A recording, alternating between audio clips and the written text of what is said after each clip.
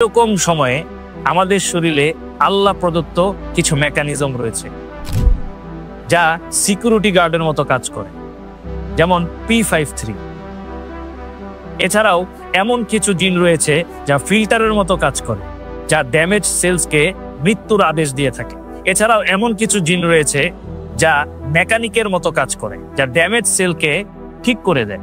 মোট কথা, আমাদের শরীরে কোনো সেলস ড্যামেজ হলে সেখানে 3 ধরনের ডিএনএ কাজ করে থাকে: সিকিউরিটি গার্ড, ফিল্টার জিন এবং মেকানিক জিন।